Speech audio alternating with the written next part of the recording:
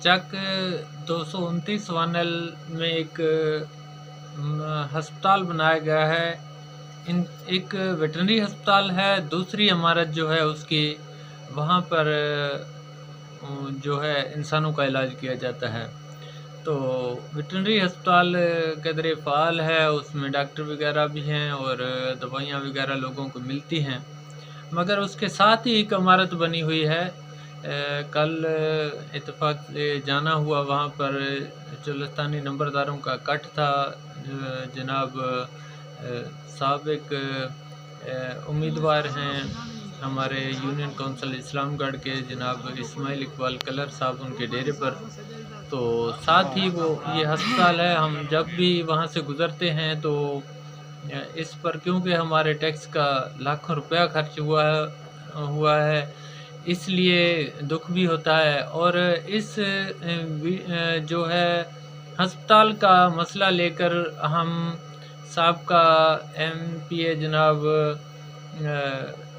चौधरी मसूद साहब के पास भी गए थे कि जो चोलिस्तान के गैर फ़ाल अस्पताल हैं उन्हें फ़ाल किया जाए। उनमें से ये 229 वानल का ये अस्पताल था, उसकी भी फ़हरिस्त हमने 30 नुकाती एक एजेंडा दिया था और उसमें से इस अस्पताल के फ़ाली के लिए भी हमने कहा था। दूसरा मसला हमने ये बतलाया था कि 178 सेमिनार में एक अस्पताल है जहाँ पर पुलिस की चौकी है, वो भी कब्ज़ा छुड़वाया जाए।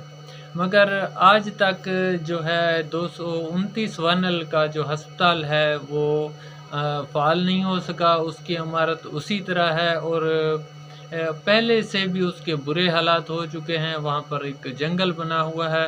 मैं जब वहाँ पर गया तो कैमरा के ज़रिए वो चीज़ें रिकॉर्ड करके लाया हूँ। ये साथ ही मैं वो वीडियो एडिट करके आपको साथ ही दिखाता हूँ कि वहाँ पर क्या हालात हैं। खिड़कियाँ टूटी हुई हैं और जो उसका सहन है उसमें मुकम्मल एक जंगल बना हुआ है और कोई डॉक्टर वगैरह नहीं है।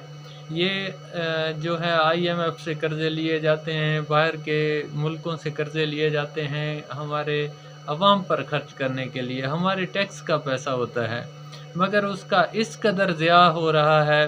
कहीं घोस्ट स्कूल बना दिए, कहीं घोस्ट हस्पतालें बना दी। ये वही जो ये मंसूबे हमारे नाकारा होते हैं, फिर यही चीज़ें हमें दोबारा इनका इंतज़ाम करना पड़ता है, तो फिर वो कर्ज़ों का बोझ भी बनता है।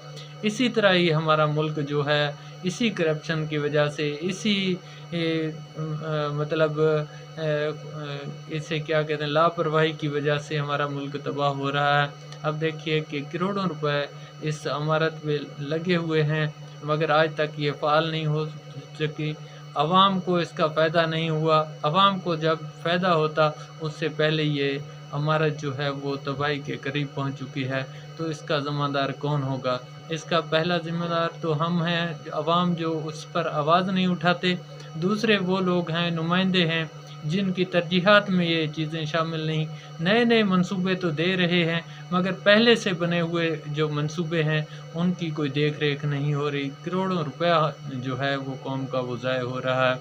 उम्मीद की जाती है इस वीडियो के बाद इस अस्पताल पर गौर किया जाएगा, इसे मुकम्मल दोबारा रिपेयर करके या इसे फ़ाल किया जाए, ताकि 229 1L और उसके गिरदो-नवाह में जितने भी चकूक हैं उन्हें कम अज़ कम सेहत की सहूलत मिल सके। गरीब लोगों के लिए दूर दराज इलाकों में इलाज के लिए जाना पड़ता है। ये इमारत जो जिस मकसद के लिए बनाई गई थी, यही इसका मकसद था कि यहाँ पर लोगों का इलाज किया जाता, सरकारी अस्पताल हमें नज़दीक ही मैसर होता। मगर आज तक ये इमारत जो है बनने से लेकर अब उसके दरवाज़े भी टूट का शिकार हैं, वो इमारत भी तकरीबन टूटने के करीब है, मगर वहाँ पर डॉक्टर मुहैया नहीं किए गए।